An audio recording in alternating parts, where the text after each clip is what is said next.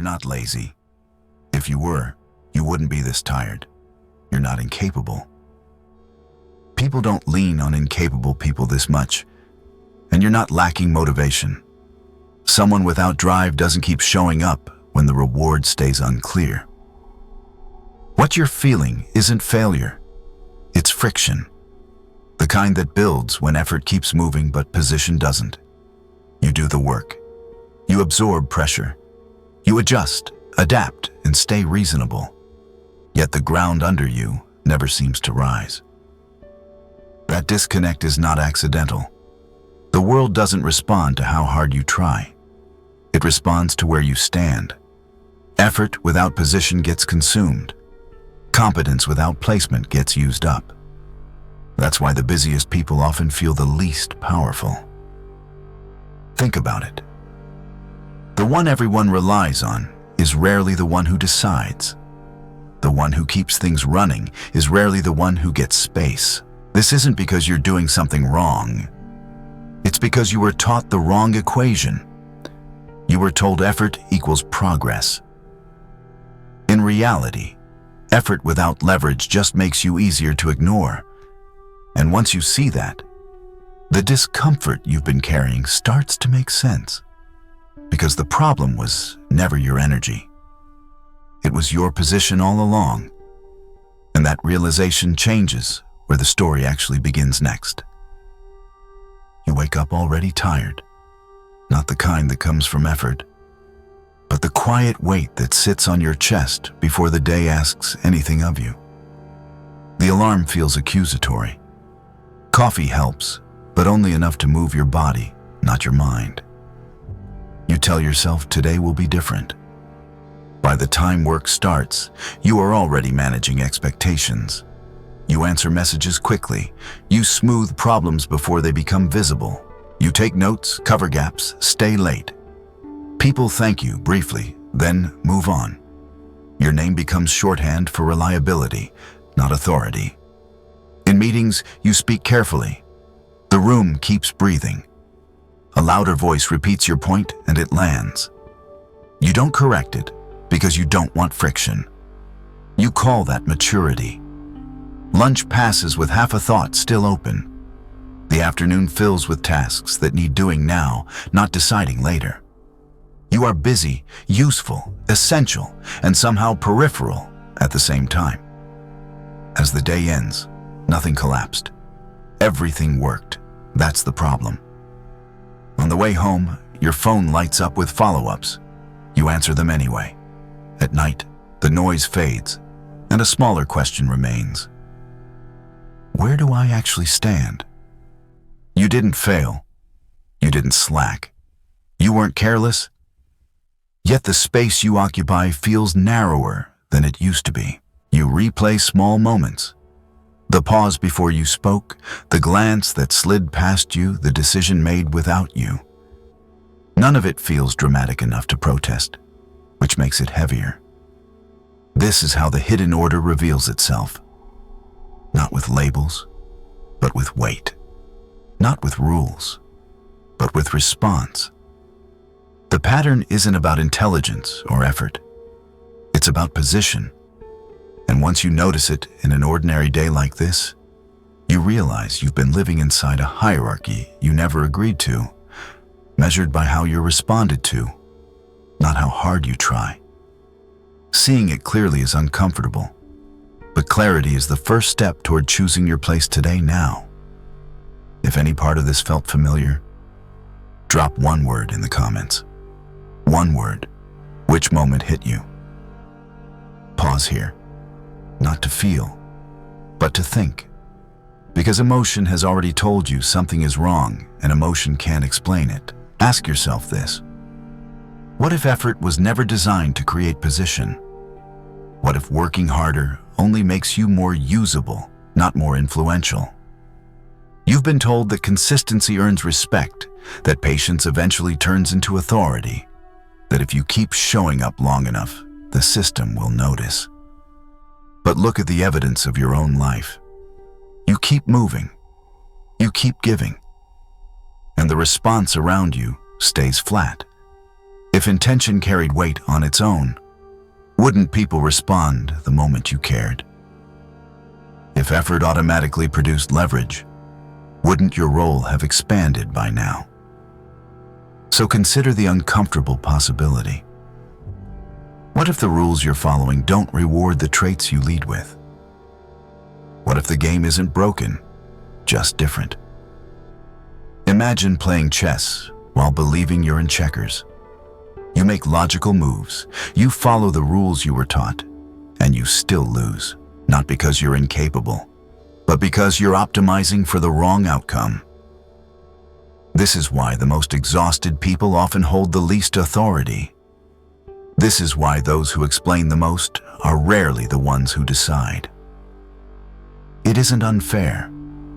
It's structural. Systems respond to signal, not sincerity. They reward position, not effort. Once you see that, the confusion lifts. You stop asking what's wrong with you and start questioning the framework itself.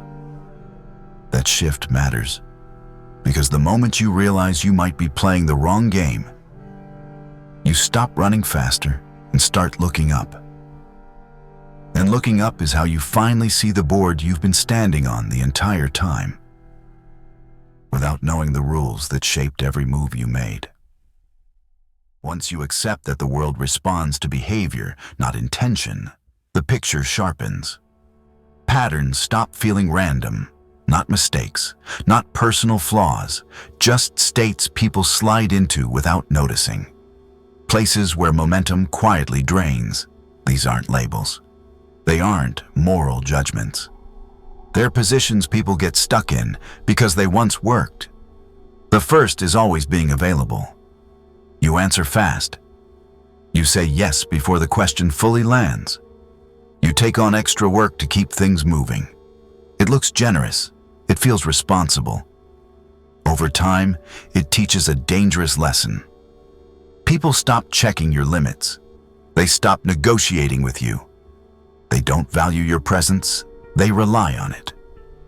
Think of the coworker everyone calls when something breaks. Essential. Trusted. Never consulted when decisions are made. Availability without boundary turns usefulness into background noise. Philosophy. What's always accessible becomes invisible. The second state is always explaining. You clarify before being misunderstood. You justify choices no one challenged. You add context to soften impact. You believe understanding creates safety. Sometimes it does. But repeated explanation sends another signal. It suggests your position needs permission. Picture the manager who talks for 10 minutes to defend a decision while another states it once and moves on. The room adjusts to the second. Not because they're smarter, but because their words aren't doing emotional labor. Explanation multiplies when authority thins. Philosophy. Power doesn't need footnotes. The third state is always reacting. Something happens and you feel it immediately. A comment hits. An email tone shifts. A look feels off. You respond fast to correct, defend, or smooth it out. You think you're protecting your image. In reality, you're letting the environment set your pace. Imagine the friend who can't let a slight pass, or the employee who replies within minutes to fix perception. Whoever triggers you first controls the frame. Reaction hands over timing, and timing decides weight. Philosophy. The one who reacts second controls the frame. None of these states are sins. They're survival habits. They form when you're trying to be fair, useful, and understood in systems that reward speed and compliance. The problem isn't the behavior in isolation. It's the pattern. Availability trains expectation. Explanation trains doubt. Reaction trains control. Over time, these states stack. You become dependable but not decisive. Visible but not influential. Busy while authority migrates elsewhere. The loss is quiet. There's no explosion. Just a steady narrowing of space. Opportunities come smaller. Conversations move without you. Decisions happen around you, not with you. Notice how ordinary this feels. That's why it's hard to catch. Each moment seems reasonable on its own. Staying late, clearing confusion, responding quickly. But systems don't read moments. They read patterns. Patterns become positioning. Positioning determines response. This is why effort alone doesn't correct it. More availability deepens the groove. More explanation reinforces the signal. Faster reaction tightens the loop. The exit doesn't come from trying harder. It comes from seeing where you've been standing. Most people recognize themselves in more than one state depending on context. Work pulls availability. Relationships trigger explanation. Stress sparks reaction. The danger isn't being there once. It's staying there by default. Repetition teaches others how to treat you without conversation. Eventually, it becomes identity.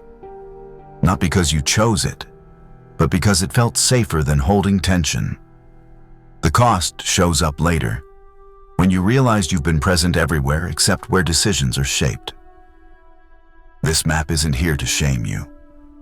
It's here to reveal where leverage leaks. Awareness interrupts the pattern. And interruption is the first real shift. When you see the state activate, you gain a choice. You don't need to fix it yet. You just need to notice it before it runs you. That pause is where the next change becomes possible. Because what you notice loses speed, and what you stop feeding loses momentum. Read these states again and feel which one tightened your chest. Which one didn't feel insulting, just accurate. Which one explained more than you wanted it to. If you recognized yourself in one of these, say which one. If the previous states showed you where momentum drains, these moments show you exactly when it leaves. Not in theory, in real time. These are the breaking points, the quiet seconds where position slips away and doesn't come back the same. You rarely notice them as losses because nothing explodes. People don't confront you. They simply adjust. And once they adjust, you're suddenly standing in a different place without having moved. The first breaking point is speaking too early. You offer input before the room has settled. You answer before the question finishes forming. You share the solution while others are still feeling the problem. It feels helpful. It feels engaged. But timing is weight. And early words are light. Think of the meeting where you jump in quickly, only to watch the conversation keep going as if you hadn't spoken. Later, someone else says the same thing after silence has built pressure, and the room pauses. Same idea. Different moment. The power didn't leave because you were wrong. It left because you removed the tension that would have given your words gravity. The second breaking point is being too present. You're always there, always reachable, always available. You attend every meeting. You respond to every message. You show up even when your presence isn't necessary. At first, this looks like commitment. Over time, it creates a subtle effect. Your absence stops being felt. People stop checking if you should be included. They assume you will be. Presence without selectivity erases contrast. Think of the colleague who is everywhere but never missed. When you're never scarce, you're never valued. Power leaves the moment your presence stops changing the room. The third breaking point is giving before being asked. You anticipate needs. You solve problems no one assigned you. You offer help before there's a request. This feels generous, even noble. But unrequested giving often communicates something you didn't intend. It suggests you're working to earn relevance. Picture the employee who sends detailed solutions before leadership defines the direction. The work may be good, but it's framed as support, not authority. Power leaves when contribution looks like compensation instead of choice. The fourth breaking point is explaining when no one asked. You feel the urge to clarify, to defend, to add context so you're not misunderstood. You talk through your reasoning to keep things smooth, but explanation without demand changes the frame. It shifts you from decision maker to respondent. Think of the moment you justify a boundary instead of stating it. The explanation invites negotiation. The boundary alone would have ended the discussion. Power leaves when you trade stillness for reassurance. What makes these moments painful is how reasonable they feel. None of them look like mistakes in isolation. Speaking early feels proactive. Being present feels reliable. Giving feels kind. Explaining feels mature. But systems don't respond to intention. They respond to signal. And each of these signals quietly places you lower in the order of response. You become someone who smooths, supports, and stabilizes, while decisions rise elsewhere. Notice the pattern across these breaking points. They all reduce friction. They all make things easier in the moment. And that's exactly why they cost you position. Friction creates value. Tension creates attention. Space creates gravity. When you remove those too quickly, you remove the conditions that make authority possible. This is why people who hold position often look slower, quieter, even less busy. They allow the moment to ripen. You can feel this in your body when it happens. The slight drop after you speak and nothing shifts. The quiet disappointment when your effort blends into the background. The moment you realize the decision moved forward without you. These aren't personal failures. They're signals that a breaking point just passed. And once you start noticing them, you realize how often they've been happening. Not because you're careless, because you were trained to value smoothness over leverage. The pain here isn't meant to punish you. It's meant to orient you, to show you the exact points where choice still exists. Because power doesn't vanish randomly. It exits through specific doors, and once you can name those doors, you can stop walking through them automatically. That awareness sets up the next shift, where the same actions, placed differently, begin to work in your favor instead of quietly against you. Here's where the confusion breaks. Nothing you've been doing suddenly becomes wrong. The frame changes, and meaning flips with it. The same action, placed at a different moment, produces a different outcome. Say something too early, and it sounds anxious. Say it after silence, and it carries weight. You didn't change the idea. You changed the timing. Timing isn't courtesy. It's leverage. Think of two people offering the same solution. One rushes to be helpful. The other waits until pressure builds. The room listens to the second, not because they're smarter, but because the moment did the work for them. Silence works the same way. Silence from fear shrinks you. Silence from choice expands you. One is retreat. The other is gravity. Picture the employee who goes quiet after being dismissed. That silence lowers their presence. Now picture the person who doesn't respond immediately, who lets a question hang, who doesn't rush to clarify. That silence redirects attention. Same absence of words, different intent. The room reads intent faster than language. Kindness follows this rule too. Kindness without edges leaks. Kindness with boundaries concentrates. You've seen it play out. The friend who always helps, always listens, always gives, slowly becomes background noise. Then the person who helps selectively, not instantly, not endlessly, not without context. Their help lands heavier because it isn't automatic. The action looks the same. The boundary changes the meaning.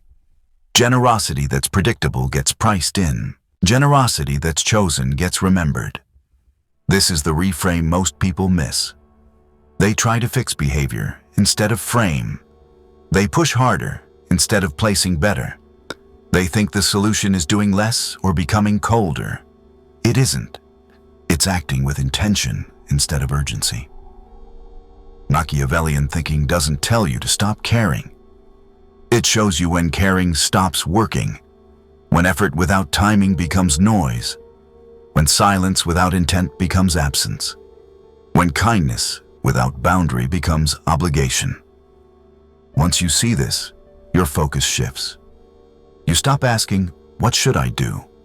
and start noticing, "When does this land?" You begin to feel the difference in ordinary moments. Emails you don't answer right away feel heavier. Meetings where you listen longer change the pace. Favors you don't offer immediately gain definition. Nothing dramatic happens. No confrontation, no announcement. Yet the tone shifts. People check before assuming. They pause before assigning. The pressure relocates off you and onto the space you hold. This isn't manipulation. It's alignment. You're no longer matching the room's urgency. You're setting it. And urgency is contagious. Whoever controls it controls movement. When you stop racing the moment, others adjust their speed around you. When you stop filling gaps, gaps start working for you. The same actions that once drained you begin to create pull. That's the aha. Not a new tactic, but a new placement. Let this sit for a second. What's one belief you're starting to question right now?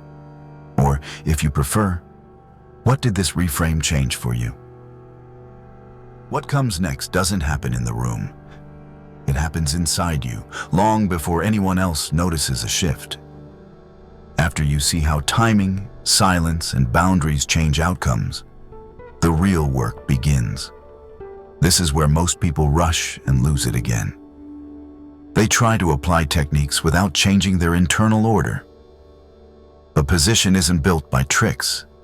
It's built by control, starting with the one thing most people give away without thinking: their reactions. Control doesn't mean suppression. It means delay. The space between stimulus and response is where authority forms. When something provokes you and you don't move immediately, you create room. In that room, you choose instead of discharge. You've seen this in people you respect. They don't react to fill discomfort. They don't rush to clean tension. They let moments breathe. Not to punish anyone, but because they aren't ruled by urgency. From that comes restraint and explanation. You stop narrating yourself. You stop justifying decisions that stand on their own. You notice how often explanation was used to manage anxiety rather than provide clarity.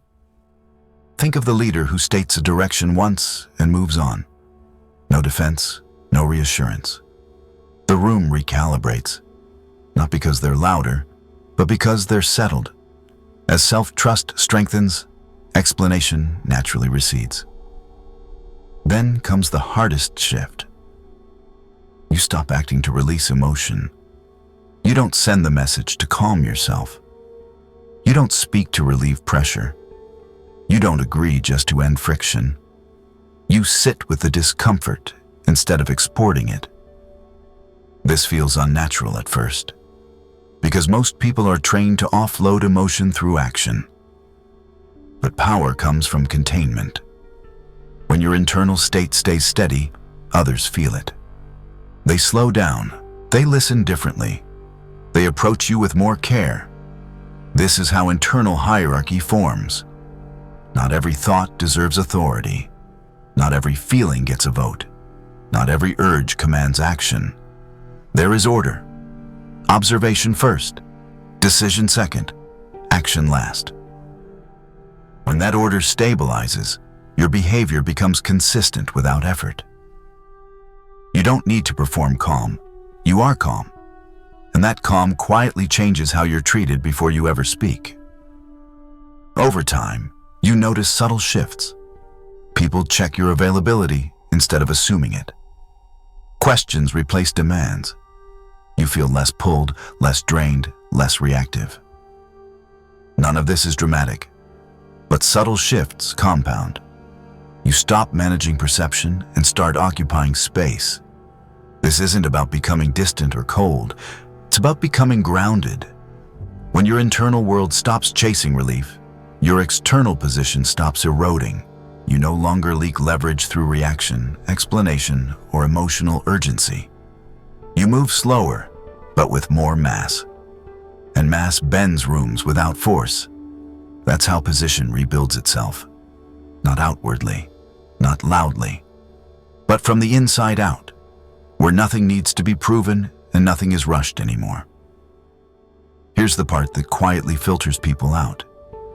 Not because it's complicated, not because it's hidden behind jargon, but because it asks for behavioral change, not agreement. Most people can follow the logic up to this point. They can see the patterns. They can name the moments where position slips. They can even feel the relief of clarity. And then they stop. Not because they're confused, because clarity threatens identity. Changing how you act means letting go of the version of you that survived by being easy, responsive, accommodating. That version was rewarded. It was praised for being reliable, for keeping things smooth, for absorbing friction so others didn't have to. Power asks you to retire that role.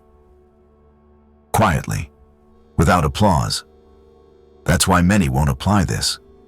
Not because it's hard to understand, because it's hard to live with the temporary discomfort it creates. Power demands patience with tension. It asks you to let silence sit, to allow misunderstanding to exist without rushing to correct it, to risk being momentarily disliked instead of permanently overlooked. That trade feels wrong to people who learned that harmony equals safety, so they reinterpret restraint as arrogance, boundaries as coldness, slowness as weakness. Then they return to old habits and call it being authentic. Nothing changes. Their explanations improve. Their position doesn't. This work isn't about becoming dominant. It's about becoming deliberate. And deliberateness is lonely at first. You stop filling gaps others expect you to fill. You stop reacting on cue. You stop smoothing edges that never needed smoothing. People notice. Some resist. A few adjust. Most test you. That phase is uncomfortable. It's also necessary. Because position is not granted by insight. It's granted by consistency under pressure. If you fold the moment tension appears, the system learns you're unchanged. If you hold, the system recalibrates. This is why not everyone should apply this. Not everyone wants the cost. Power isn't moral or immoral. It's conditional. It responds to behavior over time. And behavior that changes power dynamics always feels risky before it feels right. This channel isn't here to convince the majority. It's here to serve the minority who are tired of repeating patterns and calling it patience. Tired of shrinking politely and labeling it maturity. If that description irritates you, that's useful information. If it steadies you, that's also information. Either way, the truth remains. Understanding changes nothing by itself. Only changed behavior does, and most people would rather be comfortable than repositioned. There's nothing here to wrap up neatly, no checklist to memorize, no final rule to follow. The real shift starts after this ends, when you notice how you move through the next few moments, how fast you respond, how quickly you explain, how often you step in before you're invited. This work doesn't announce itself. It shows up quietly in pauses you don't rush to fill and reactions you choose not to release. Some people will close this video and go right back to what feels familiar. They'll recognize the patterns, feel a brief sting, and then return to the same rhythms because they're comfortable and predictable. Others will carry a different weight forward. Not motivation, not certainty, awareness. And awareness lingers. It changes how you sit in a room, how you listen, how you let silence do part of the work instead of doing it all yourself. You won't explain this shift to anyone. You won't need to. People feel it before they understand it. They adjust their tone. They pause before assuming. They test less. That's how position rebuilds itself. Not loudly, not dramatically. Incrementally, through consistency you don't advertise. This channel isn't here to give answers you can quote. It's here to sharpen perception so you stop leaking ground without noticing. What you do with that perception is up to you. You can treat this as another idea that passed through your feed. Or you can let one question stay with you and quietly change how you show up. Where did you see yourself? One word is enough. And if you're done returning to the same position with better explanations, you already know the next step. Subscribe. Not for content, for the reminder to stay aware when slipping back would be easier.